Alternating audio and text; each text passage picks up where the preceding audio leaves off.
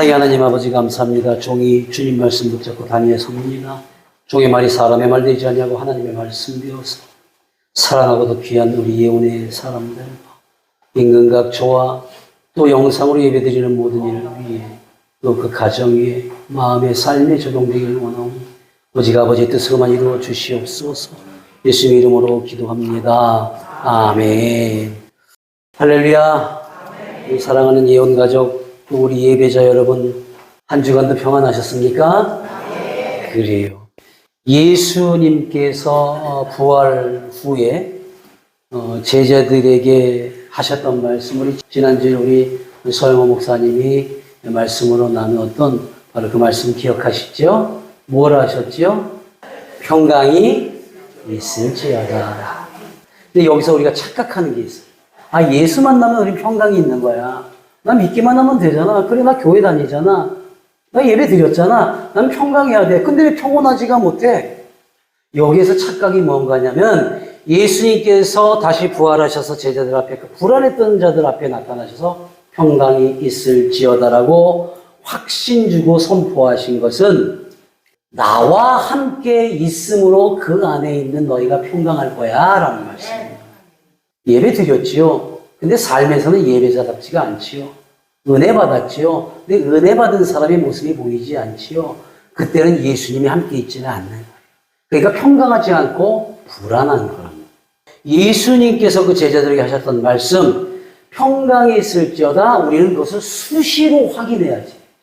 그래서 오늘 나 역시도 여러분에게 이렇게 안부를 먼저 전하는 것이, 여러분 한 주간 평안하셨습니까? 했던 말씀은 여러분 예수님과 함께 계속 지내셨습니까? 라는 안부입니다. 이게 있어야 그 다음에 모든 것이 이루어지는데, 이게 근본이 안 되고 기초가 없으면서 우리는 늘 잘 살길 원하고 나만 잘 되길 원하고 내 자녀, 내가 하고 있는 일, 이런 것에 대해서 너무 욕심껏만 살아가려는, 그 이전에 갖춰야 할 건 지금도 나는 예수 그리스도와 함께하고 있습니다. 그러므로 평강이 있음을 믿습니다. 그래서 우리가 수시로 확인하는 거예요. 이 말씀은 너희끼리 평안함이 아니라 예수께서 죽으심으로만 끝난 것이 아닌 다시 부활하시고 우리 곁에 영원히 계시고 있으니 나와 함께하는 한 반드시 평안함과 강인함으로 살게 될 것이다라는 믿음의 확신줄로 믿습니다. 그러므로 우리가 이렇게 서로에게 묻는 것은 지금도 예수님과 함께하고 있습니까? 라는 물음과 같다라는 거예요. 자, 우리 이 마음을 담아서 오늘 귀한 인사를 서로 한번 나눠볼까 합니다. 우리 앞뒤 옆 사람 이렇게 바라보시면서 함께 합시다. 지금 이 시간도 평안하십니까? 아, 그래요. 이제 닭살 돋는 답례를 하셔야지요. 예수님 안에 당신과 함께 있어 더욱 기쁘고 평안합니다. 아멘. 그러니까 당신과 함께하고 있는데 이게 기쁘고 평안한 것은 예수님과 함께하고 있는 당신이 내 옆에 있기 때문이에요 라는 고백이 있어야지. 여러분, 세상 사람들 중에서 나를 위로하고 나를 위하고 어떻게 하는 사람이 많죠. 물론 그때 위로를 받아요. 위안받습니다. 어려울 때 도움 받습니다. 그리고 가장 밑바닥에 있는 것 꺼내서 엉엉 울면서 얘기하면 또 다독거려 주기도 합니다. 귀하지요. 그런데 믿음이 없고 예수가 그 안에 함께 있지 않으면 그 입이 어느샌가 가장 많은 비밀을 알고 있는 자가 가장 큰 적이 되는 걸 아십니까? 이번에 우리 국회의원 선거 때 보세요. 어제의 편이 오늘의 적이잖아요. 비밀을 가장 많이 알고 있는 자가 완전히 그 딴소리 하고 있잖아요. 여러분, 주님 안에서 훈련받고 예수 그리스도의 그 구원함을 알고 있는 자들이 그 안에서 서로 소통할 때는 반드시 서로 간의 믿음과 신뢰가 본이 된다는 것을 믿으시기 바랍니다. 그래서 우리를 위해 죽으심과 더불어 다시 부활하심의 이유가 우리를 위함이었음을 알고 주신 말씀대로 살아가는 이제 우리 모두가 그 열매이고 이 믿음을 전하는 모두가 되기를 오늘 이 시간 예수님 이름으로 축원하며 축복합니다. 우리 입술을 열어야 돼요. 입술을.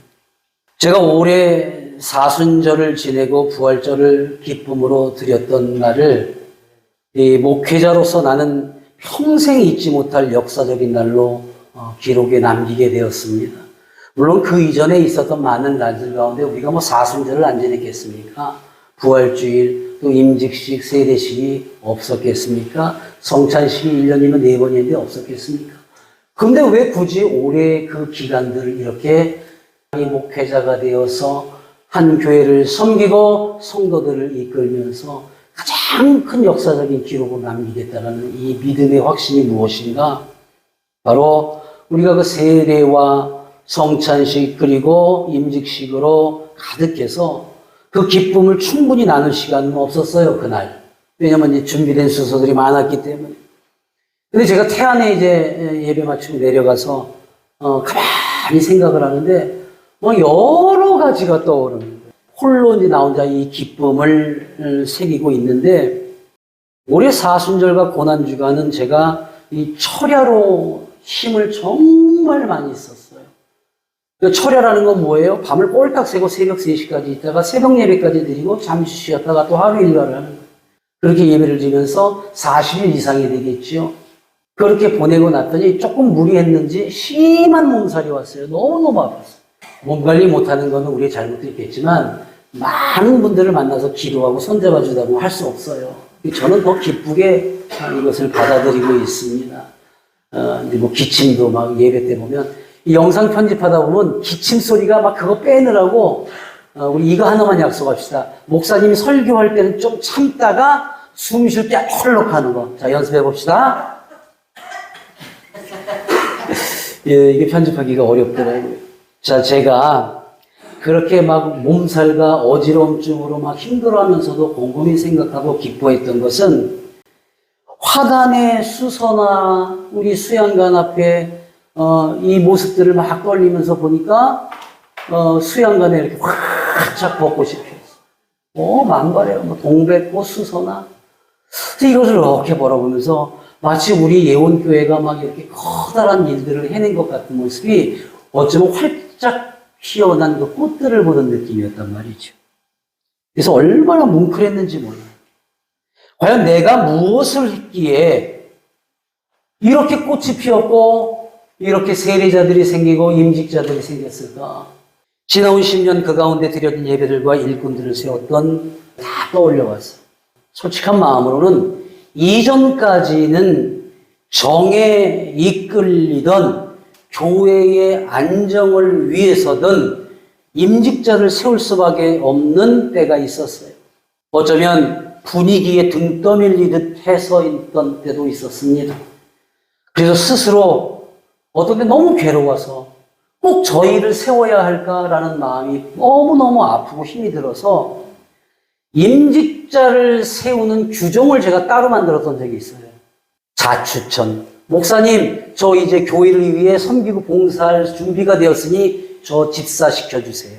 자추천하면 우리가 선거에서 뽑겠습니다라는 조금 말은 안 되는 것 같지만 황당하지만 그럴듯한 규정을 만들기도 했었던 적이 있었습니다. 그런데 교회가 필요해서 세운 결과는 오히려 교회가 어려움을 겪게 하는 이들이 되었던 거예요. 코로나19로 모든 교회에 대한 규정과 삶들이 바뀌면서 매년 행사와 같이 세워지는 일들을 멈추고 돌아보았더니 그때서야 교회가 필요한 사람들이 모이기보다는 교회를 필요로 하는 사람들의 모임이 더 가슴점이고 은혜가 더하고 눈물겹더라는 결론이 났어요. 우리 교회에서 이런 사람이 필요합니다. 물질을 가진 사람입니다. 봉사하고 섬기는 사람입니다. 예배드리고 기도하는 사람입니다. 다독거리는 사람입니다. 잘난 사람입니다. 교회가 필요한 사람이 아니라 이 교회에 오니 기도가 됩니다. 위안이 됩니다. 주님을 만났습니다. 그 교회를 필요로 하는 사람들이 훈련받고 교육받고 진심으로 세워질 때, 예배로 말씀으로 완성되어질 때에 그 교회는 하나님의 집이 되더라는 겁니다. 사랑하는 여러분, 교회를 필요로 하는 사람들의 모임 얼마나 가슴 있는지 아세요?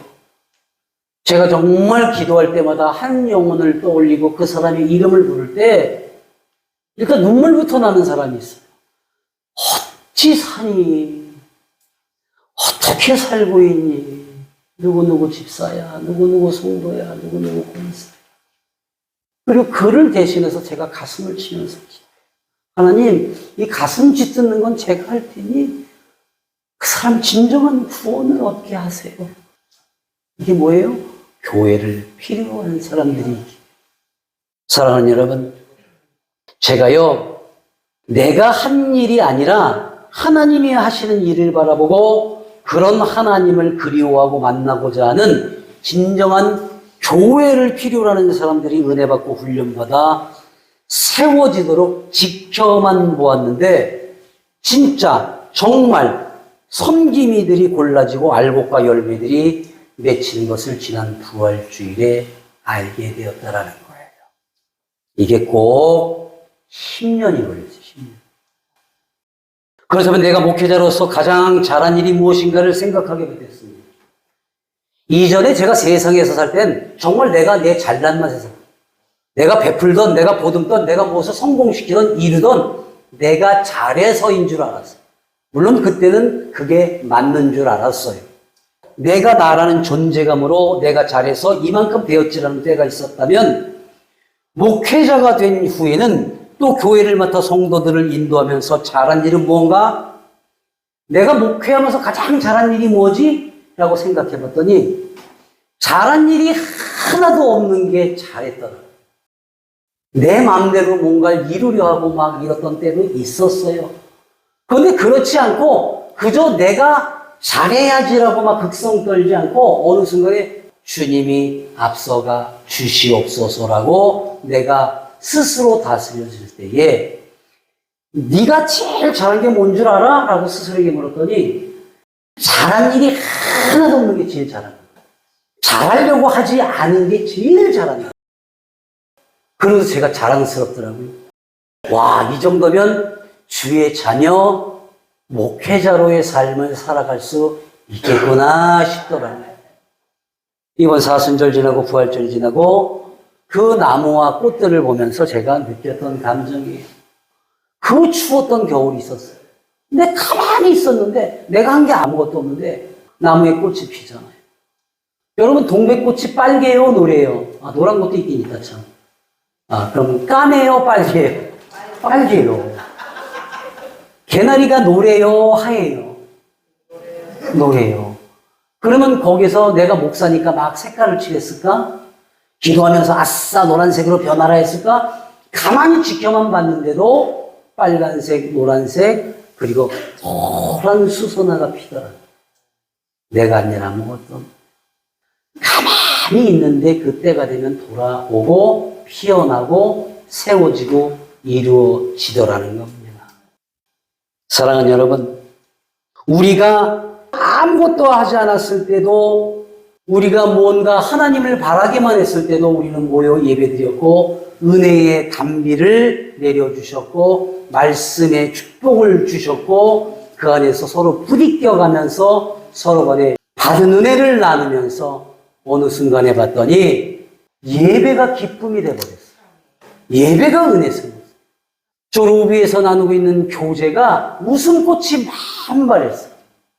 저는 만발했다라는 표현보다 더 좋아하는 표현이 활짝이라는 표현이에요. 뭔가 만발하고 나면 이제 지을 것밖에 안 남은 것 같아요. 근데 활짝 피었다 그러면 뭔가 활짝 핀 웃음, 활짝 어깨 핀 것, 활짝 삶이 평안하게 피는 것. 그래서 활짝이라는 표현을 좋아합니다. 옆 사람 보면 한번 활짝 웃어주세요. 활짝. 이렇게 활짝 웃는 모습으로 은혜로 살아갈 수 있길 주님의 이름으로 축원합니다.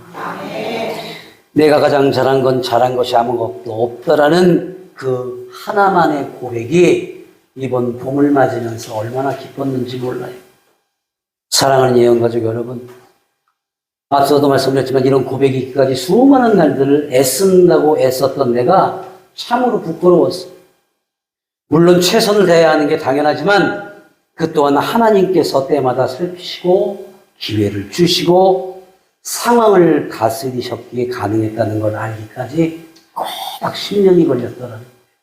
자, 이렇게 10년 걸려서 터득하고 알게 된 이 은혜, 우리가 공동으로 지켜나갈 수 있으려면 첫 번째로 예수님의 보혈로 구원받은 나와 여러분은 우리 스스로가 만들어내는 평강이 아니라 그런 예수님 안에 살아갈 때 평강이 있습니다라는 고백이 있어야 할 줄로 믿습니다.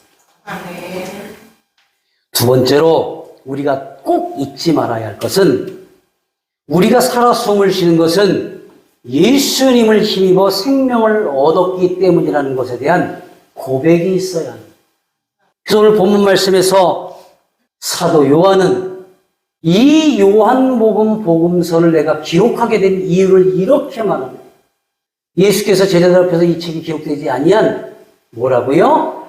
다른 표적도 많이 행하였으나 우리가 알던 우리가 모르던 정말 수많은 표적들을 행하셨는데 이 표적들을 왜 행하셨을까? 여러분 살면서 이건 도저히 말이 안 되는 상황인데 거기서 벗어난 정말 이런 상황인데 기도했더니 이러한 일이 있었고 우리 주님이 나를 이렇게 인도하셨고 보호하셨어? 그때의 느낌이 앞서 내가 고백했던 것처럼 그래 내가 열심히 기도했어야 내가 이렇게 해서가 아니라 오직 주님 때문에 예수 그리스도 안에 있기 때문에라는 고백이 있었을 때에 우리가 이 표적이 무엇이신지 그 뜻이 무엇인지를 알게 된다는 예수님께서 행하신 표적에 대해서 말씀하시고 있는데 이 요한복음에서는 그것을 여러 가지 중에 7가지 정도를 기록하고 있어요. 제가 한번 찾아봤어요. 첫 번째 표적은 요한복음 2장에 기록된 가나안 혼인잔치 표적이에요. 포도주가 떨어졌으니 그 잔치집이 참 큰일 나게 생겼는데 그 어머니의 부탁을 받고 말도 안 되지만 예수님은 그 맹물이 담긴 독을 가져오기 위해서 그를 포도주로 바뀌시는 어마어마한 표적을 보이셨어요. 그게 첫 번째 가나안 혼인잔치의 표적입니다. 자, 두 번째 표적은 뭐였습니까? 바로 왕의 신하의 그 아들을 고치신 표적이에요. 이게 요한복음 4장 47절 이하에 이렇게 기록되어 있어요. 그리고 갈릴리로 오신 후에 행하신 그 두 번째 표적이라고 분명히 기록되어 있어요. 또 세 번째 표적은 뭐였습니까? 베데스다 연못에 모여있는 그 환자들 가운데 한 번도 들어가지 못하고 남들에게 떠밀리고만 있었던 그러한 자를 고치셨어요. 그리고 자리를 들고 일어나요. 자, 네 번째 표적은 어린아이의 물고기 2마리와 빵 5조각을 가지고서 5,000명 이상을 먹이고 남기셨던 그런 오병이의 표적을 보게 됩니다. 그리고 5번째로는 예수님께서 두려움에 떨고 있는 그 제자들이 다가서시는데 바로 그 바다 위를 걸으시는 모습을 표적으로 보이셨어요. 그리고 6번째 표적은 날 때부터 앞을 볼 수 없는 시각장애인 맹인을 고쳐주셨어요. 이때 이 표적을 저는 굉장히 큰 기쁨으로 받는 이유가 뭐냐면 저도 우리 장애인 가족들과 함께하고 있는 사역을 하고 있지만 방법이 다 달라야 돼요. 지적, 발달, 신체 여러 가지 상황에 따르고 그의 처한 상황에 따르기 때문에 물론 장애가 없는 분들을 대할 때도 마찬가지입니다. 근데 우리 예수님의 가장 멋진 모습이 뭐냐? 그 만나는 그 사람 상황에 처한 그에 맞추어서 때로는 바닥에 주저앉기도 하셨고 때로는 보듬기도 하셨고 보세요. 이 맹인 가장 바닥을 기어다니고 앞을 못 보는 사람이 느껴야 되잖아요. 그러니까 안수만 하신 게 아니라 이 사람이 느끼게 어떻게 했어요? 그 벽에 있는 그 흙을 침을 직접 뱉으셔서 개어서 눈에 발라주셨단 말이에요.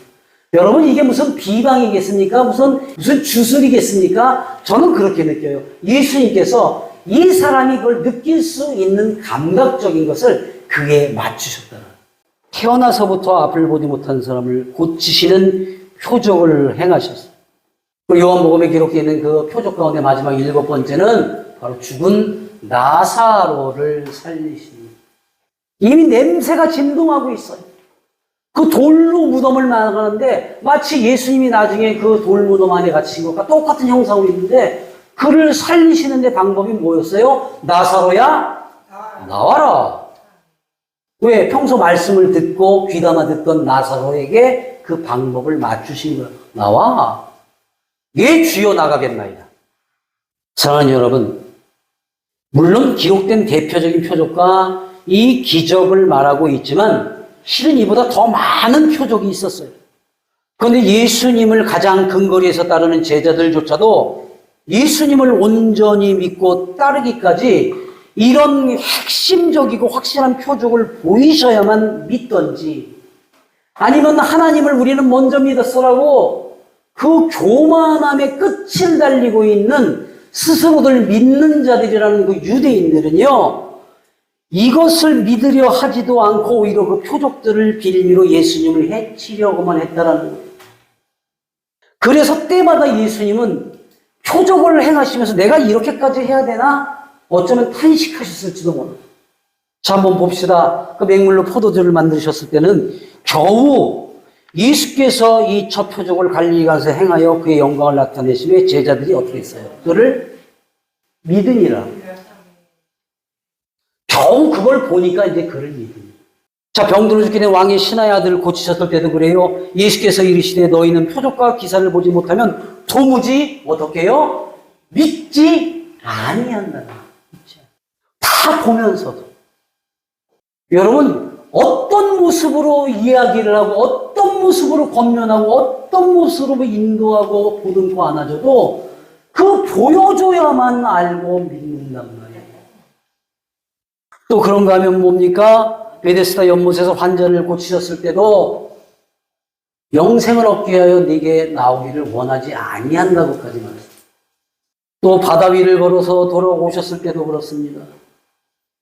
표적을 보고 말하되 이는 참으로 세상에 오실 그 선지자라 하더라. 보니까 너희를 오라 내가 이렇게 보여도 오지 않더라. 이 요한이 기록을 하면서도 우리의 이러한 모습이 있었으니 예수님은 어찌했을까?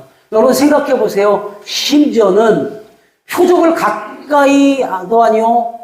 예수님께 직접 떡을 먹고 배부른 까닭에. 그래서 너희가 지금 나한테 있는 거야? 나한테 온 거야? 내가 오라고 할 때 오지도 않다가. 그러더니 나중 그 맹인을 고쳐주셨을 때는 그 유대인들은 뭐라고 그래요? 그 부모까지 데려다가 막 물어보잖아요. 진짜 원래 태어날 때부터 이랬어요? 이랬어요? 몇 번을 확인합니다. 그리고 결론을 뭐라고 내요? 유대인들이 그가 맹인으로 있다가 보게 된 것을 어떻게 해요? 믿지 아니했다는 거예요.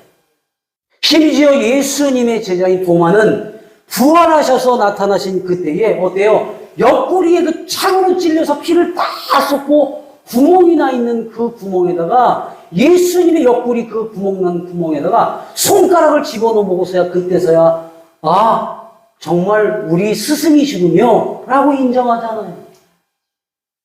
아마도 예수님께서 우리와 같은 마음이셨다면 아마 그러셨을 것 같아요. 다 때려치워. 너희에게 아무리 좋은 것을 준다 한들 내가 내 생명을 준다 한들 너희는 알지 못하니 더 이상 나와의 관계는 없을 거야. 따라오지도 않은 척도 하지 마. 아마도 단호하게 이랬을 거예요. 그렇게 우리를 내치셨을 거란 말이죠. 그럼에도 끝까지 우리가 믿을 때까지 그 치욕스러움을 참고 구멍난 그 옷을 뒤쳐서 옆구리를 보이셨단 말이에요. 손가락까지 넣어보게 하셨단 말이에요. 그래서 진정으로 믿음이 있는 사람은요, 이런 상황이나 이런 모습을 떠올릴 때 정말 눈물을 펑펑 쏟아야 돼요. 그래서 우리는 그 바보 예수님을 사랑할 수밖에 없는 거예요. 어느 누가 그리하겠습니까? 우리 믿음의 사람들, 진정으로 믿음이 있다면 예수님을 떠올릴 때마다 바보 예수님을 사랑한다고 눈물로 그 사랑을 고백하게 되는 겁니다. 바보 예수님을. 예수님께서 표적을 보여주신 이유는 예수님께서 우리와 같은 사람으로 이 땅에 오셨지만 그저 단순한 인간이 아니라 하나님의 아들이심을 보여주시기 위함이었다는 겁니다. 거기에 더해서 오늘 본문의 기자는 이 복음서를 내가 기록하는 것은 너무 답답해. 오직 이것을 기록하면 너희로 함께합시다. 시작. 예수께서 하나님의 아들 그리스도이심을 믿게 하려 하며 또 너희로 믿고 그 이름을 힘입어. 아멘. 뭘 얻어요? 생명. 무엇으로? 예수님의 이름으로. 예수님의 이름으로 새 생명을 얻었는데 예수님을 그렇게 방치하면 안 되잖아요. 바보가 되어서 우리를 보듬고 계신 분을 뿌리쳐서는 안 되잖아요.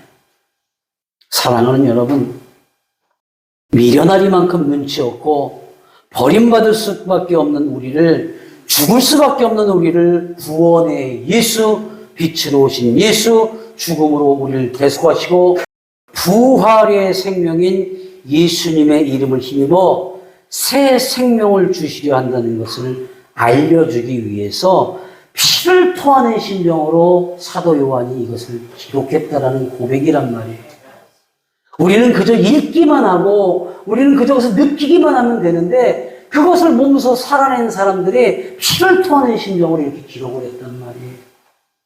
그래서 사복음서 가운데 믿음을 시작하거나 아니면 거듭나길 원하거나 아니면 중요한 임직자들은 반드시 이 요한복음을 철저하게 읽어야 돼요. 사랑하는 여러분, 예수님을 믿음으로 여러분에게 생명이 있음을 믿으십니까? 아멘. 여러분, 예수님을 하나님의 아들로 믿음으로 여러분에게 영생이 있음을 또한 믿으십니까? 이 아멘이 여러분의 삶이 되기를 바랍니다. 지금 우리는 예수 믿는 사람은 삶이 행복하고 기뻐해야 한다고 가르쳤고 그리 살라 권면했어요. 맞습니다. 물론 맞지만 이제는 그보다 우리가 조금 더 깊이 있는 믿음, 조금 더 높은 신앙인으로서의 자세를 갖춰야 하는데 그것은 바로 그 주님의 뜻을 알길 원해야 하는데 새 생명을 얻은 자로 살아가는 모습이 있어야 한다는 새 생명을 주신 예수님을 전하며 살아야 합니다. 이제는 혼자만 간직할 것이 아니라 전하며 살아야 합니다. 교회 안과 밖이 다르지 않게 살아야 합니다. 삶에서도 그리해야 하며 교회 안에서는 더욱 그리해야 한다는 것을 믿으시기 바랍니다. 여러분, 우리는 지난 수요일인가요? 총선을 통해서 분명하게 보고 알게 된 것이 있어요. 정치라는 본질, 국민을 섬기라는 본분을 잊고 권력과 자신들의 영달만을 위한 자들은 생명이 떨어지고 낙선했고 본분을 지키려 한 자들에게는 새 생명을 얻어서 자리에 서게 된 거예요. 주인인 국민들에게 이쁨을 받고 생명을 얻게 되었더라. 여러분, 정치 권력자들이 착각하는 건 주인이 권력인 줄 알아요. 자기들이 주인인 줄 알아요. 아니요. 주인은 바로 국민이에요. 그게 정치가들의 본질입니다. 나는 정말 음식을 잘 만들어 최고의 재료를 사용하고 있어요. 손님은 하나 없어요. 가게는 닫아야지. 식당의 본질이 뭐예요? 음식을 맛있게도 만들어야 되지만 청결해야 돼요. 아, 음식은 맛있어요. 기가 막. 자, 한번 드셔보세요. 생각만 해도 끔찍하지 않아요? 본질을 잊어서는 안 돼요. 그런데 우리 정치가들이 그랬단 말이에요. 그런데 이번에 본보기로 보였어요. 뭐 어떤 당이 또 누구가 옳다 그러다가 제가 말한 게 아니라 그 주인이 누구인가, 그 주인을 어떻게 정말 섬기고 곁에 붙어 있는가가 중요하더라고요. 그러면 생명을 얻게 된다는 걸 우리는 알고 있습니다. 일예로 최근에 그 이슈가 된 푸바오를 혹시 아십니까? 보기만 해도 웃으시잖아요.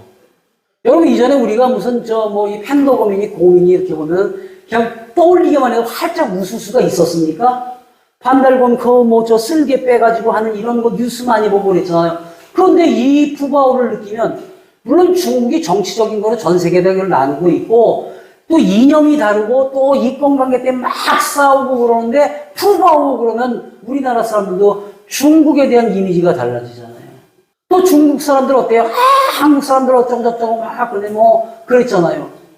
그런데 지금은 어때요? 우리 그 푸바오를 잘 보호해줘서 너무 감사해요라는 그 연락이 오잖아요. 근데 이 푸바오라는 아이가 우리나라에서 태어나갖고 이제 또 때가 되면 아마 그 본국으로 돌아가는 모양이에요. 이때 여러분들 보셨어요? 뉴스? 막 울고 난리가 났어요. 막 사람들이. 비가 오는데 쫙 일렬로서. 근데 이 푸바오라는 아이가 언제부터 그렇게 이쁨을 받았을까요? 바로 이 장면이에요. 푸바오가 아기 때 그 사육사 할아버지가 나가려면 팔을 붙들고 끝까지 매. 놔. 그러면 장화가 쑥 뺏겨져요. 그럼에도 붙어있어. 또 어디 가든지 옆에 붙어가고 저기 찰싹 달라붙어가고 안 떨어지잖아요. 당신은 내 주인이에요. 나한테 먹이만 주고 이러는 게 아니라 나랑 놀아주세요. 늘 곁에 있을게요. 업어주세요. 안아주세요. 그리고 못 가요. 나를 두고는. 그러니까 많은 사람 저 빗속에서 저렇게 서서 있다가 그냥 펑펑 울잖아요. 펑펑. 이쁨을 받은 거예요. 이쁨을. 그 이쁨을 받은 거는 단 하나, 주인에게서 떨어지지 않으려 애를 쓰는 곰, 밥 주고 보호한 사육사를 따르는 모습. 여러분, 우리가 곰보다야 더 주인을 따르고 생명까지 주신 그분 곁에 찰싹 달라붙어 있어야 하지 않을까요? 그죠? 우리가 얘만도 못해서 되겠습니까? 그냥 대나무랑 사탕수수 먹고 살래요? 그거 아니잖아요. 주인을 따르고 그분 곁에 찰싹 달라붙어 있었을 때에 그 모습을 보는 많은 사람들이 그 믿음과 신뢰함을 보고 이뻐 죽도록 우리가 만들어야 하지 않겠습니까? 믿음이 없는 자들에게까지도. 당신의 모든 것을 던져서 우리를 사랑하시기 위하여 오신 하나님의 아들 예수님을 죽였던 그 세상입니다. 거기서 우리가 이제는 그 세상을 바꿔야 돼요. 그런데 아직도 많은 교회들과 많은 목회자들과 많은 믿는다는 사람들이 이런 짓들을 한단 말이에요. 예수님의 이름을 팔아서 어느 교회가 완전 그 전교인을 다단계로 만들어버렸어요. 그런가 하면 정치한다고 내가 일부러 눈으로 이렇게 빨갛게 가렸는데, 왜냐면 또 이제 저거 갖고 이제 명예훼손 어쩌고 그럴까 보는데, 근데 공교롭게도 저기 맨 앞자리하고 뒷자리에 있는 것까지 된다. 저 목사님들하고 나가 되게 친했었어요. 아주 가까이 지냈어요. 저 뒷자리, 흰 옷 말고 그 뒷자리에 있는. 여러분, 왜 정치에 나가야 돼요? 무엇 때문에, 무엇을 원해서, 그리고 저 망신을 당해요. 우리 예수님이 뭐라고 그랬길래, 우리 하나님이 뭐라고 그랬길래, 교회들이 뭐라고 그랬길래 왜 망신을 주냐고, 왜 예수님의 이름을 더럽히냐고. 우리는 그저 아까 보았던 거기서 뽑힌 그 300인을 향해서, 또는 대통령을 향해서, 또는 각 지자체장들을 위해서 열심으로 기도하고 예수 만난 사람으로 돈을 지키며 살아가는 모습을 보여주는 것이 우리가 해야 되는 일인 것을 믿으시기 바랍니다. 저런 거 하지 말아야 돼요. 여러분, 저런 거 하러 나갈 시간에 교인들을 위해서 기도해야지. 그 교인들 헌금한 거 갖다 다 저기다 빠뜨려 놓고 3%도 안 돼갖고 그 돈도 보상도 못 받는. 사랑하는 여러분, 생명을 얻은 자들은 그리 살면 안 되잖아요. 예수님의 이름을 팔아 자신들의 사리사욕과 예수님의 이름과 교회와 신앙을 더럽히는 자들이 다시 예수님을 십자가 위로 끌어올리려고 하고 있습니다. 선한 싸움을 하라신 말씀을 잊지 않아야 돼요. 그 말씀을 주신 예수님을, 복음을 우리는 전해야 합니다. 말씀에 기록된 성경, 그 안에 기록된 말씀들을 올바르게 전하는 모습들이 삶에서, 교회 안과 밖에서 영원히 지켜질 수 있도록 가장 앞에서 당당한 모습으로 앞서 나가는 우리 예수님이 가장 근처에 두고자 하신 그런 귀한 생명들이 되시기를 우리 주 나사렛 예수님의 이름으로 간절히 축원하고 축복합니다. 아멘. 좋으신 하나님 아버지 감사합니다. 우리 주인 되신 주님 곁에 찰싹 달라서 복음을 전하고 우리의 삶을 보이는 귀한 생명들로 살아갈 수 있도록 우리 모두를 보듬어 주시고 새 생명을 허락하여 주시옵소서. 예수님의 이름으로 기도드립니다. 아멘.